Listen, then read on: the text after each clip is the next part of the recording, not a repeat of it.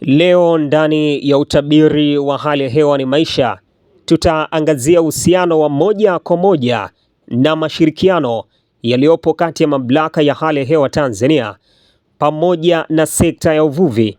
Tutawaangazia wavuvi wenyewe. Mtoka Musa Mwayombwa ambaye ni mvuvi soko la Feri ameanza kwa kuishukuru mamlaka ya hali ya hewa kwa kuendelea kutoa taarifa ambazo huwasaidia katika shughuli zao za uvuvi. Mamlaka ya hali ya hewa kutokana na jambo hilo huaga wanalitolea taarifa mara kwa mara kupitia vyombo vya habari vya aina mbalimbali, kupitia maruninga, maredio. Kwa hiyo na sisi huwa tunafuatilia kama hivyo, lakini baada ya kufuatilia ni kama hivyo, unafahamu maisha ya mvuvi, akienda baharini akirudi ndio anapata riziki na familia yake na watoto wake kuweza kujikimu. Je, ni kwa namna gani Mwayombwa hufuata tahadhari zinazotolewa na mamlaka ya hali ya hewa Tanzania? Hapa anaelezea. Kaidi kwa sababu lazima riziki maisha yangu, lazima nifuate. Yaani nikisikia tu ndugu, jamaa, jirani, wavuvi wenzangu, lazima nitawaambia, jamani leo kuna 1 2 3, upepo labda umefikia kilomita 50, 60, 40, naambia tupumzike, unaona. Lakini ukiwa labda 20 hivi 30 kushuka chini, unakuwa unasema alhamdulillah, tubani twendeni, kuna 1 2 3. Yaani lazima nawafahamisha wenzangu. Yaani siwezi kukaidi, yani najua nani naenda kuriziki maisha yangu, kwa sababu kule baharini hakuna mti, hakuna nyumba, labda unaweza kujificha. Yani lazima utapanda mwenyewe na maisha yako. Kwa hiyo siwezi kukaidi hata siku moja.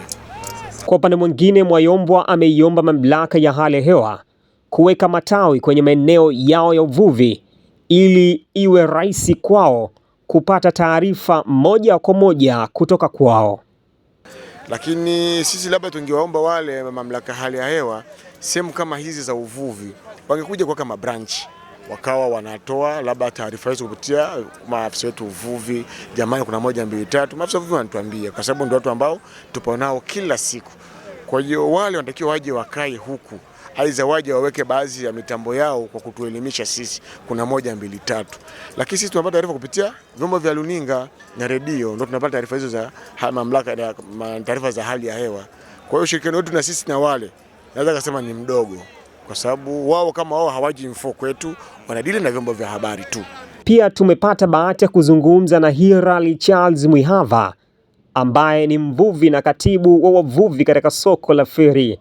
Hapa anaanza na kuishukuru mamlaka ya hali ya hewa Tanzania kwa taarifa zinazotolewa na mamlaka hiyo. Tuanze kuwashukuru sana mamlaka ya hali ya hewa. Inapotokea kwamba kuna mabadiliko yoyote ya hali ya hewa ambayo atakuwa sio mazuri kwa wavuvi, hasa kwa upande wetu zaidi, huwa kwanza tunapata taarifa kupitia message, kwa sababu namba zetu wanazo.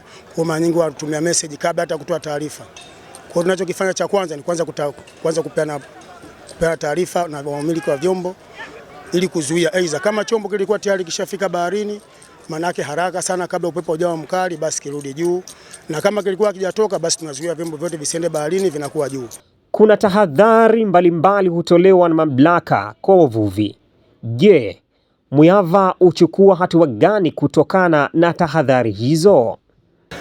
Kiukweli tunashukuru kwanza wavuvi sasa hivi, kwanza ni wavuvi ambao tofauti na mwanzo. Walikuwa ukija sometimes kuambia kitu hawataki, lakini sasa hivi wavuvi asilimia kubwa wanaelewa, wengi wamesoma. Usione kwa sababu wanavua, wengi wametoka, watu wako mpaka na masters wako hapa wanavua. Umeona?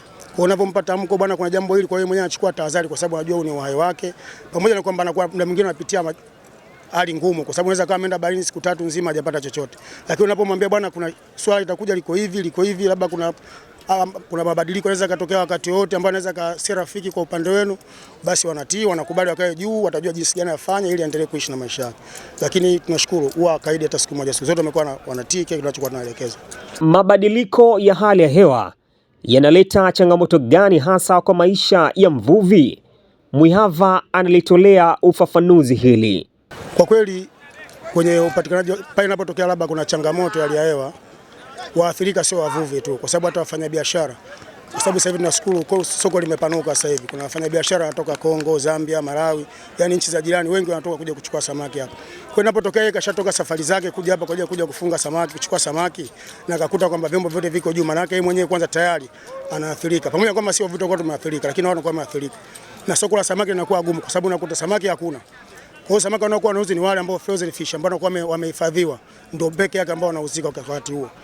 Je, mamlaka ya hali ya hewa Tanzania wanashirikiana vipi na wavuvi? Hirali Mwihava Hapa anaendelea kuelezea. Kwanza tunaomba tupeleke shukrani za dhati sana kwa mamlaka ya hali ya hewa. Wamekuwa wanaonyesha ushirikiano mkubwa sana kwa upande wetu sisi wavuvi, na siwezi kuongelea sehemu zingine, tabii niongelee sana kwenye eneo langu ambalo mimi napata kwa wakati. Umeona? Mimi naongelea sana kwenye soko la samaki Feri na nyanda zingine kama mfano kama Tandavamba, Minazi Mikinda na mialo mingine. Umeona? Tunapopata taarifa basi tunashukuru kwa sababu kwanza wanaanza kutupa taarifa kabla hata kutoka kwenye vyombo vya habari. Sisi tunatumia message bwana, kutoka kuna mabadiliko ya hali ya hewa yako hivi, aidha upepo mkali, aidha mvua au kuna wingu au kuna tatizo lolote. Hata kitu kama wingu vile vile wavuvi, kwa sababu itakuwa maana yake hawezi kuona mwamba akiwa baharini. Kwa vile vile tunawapa tahadhari bwana, leo kutakuwa kuna mvua, kwa muende, lakini muende kwa tahadhari. Inapotokea hali ya hewa kuna sio nzuri, tosa nanga, subiri. Kama kutakuwa hali ya hewa labda ni upepo, basi rudi juu. Basi kwa tunashukuru sana kwa mamlaka yao, waendelee kutusupport hivyo, wasituache kwa sababu ni maisha. Asante. Amina Hamidu Mgaya ambaye ni afisa uvuvi soko la Feri ameelezea uhusiano wa moja kwa moja uliopo kati ya sekta ya uvuvi pamoja na mamlaka ya hali ya hewa Tanzania, yani TMA. Mbali na vyombo vya habari, inatumwa kwa kutokea kwa ngazi ya juu. Kwa mfano, inaweza ikafikia ngazi ya wizara wakaishusha ngazi ya halmashauri. Kama sisi tuko chini ya halmashauri ya jiji la Dar es Salaam. Kwa jiji la Dar es Salaam inatuma kwa kitengo husika cha mifugo na uvuvi, inamfikia afisa uvuvi wa wilaya, inashuka mpaka natufikia sisi. Hiyo hali ya hewa tunapewa kwamba siku hizi inatarajiwa kuwa hivi. Kwa hiyo inafikia mpaka kwenye kitengo husika cha uvuvi kupitia kwenye ngazi hizo, ngazi ya wilaya mpaka inafikia kwenye kituo cha kata.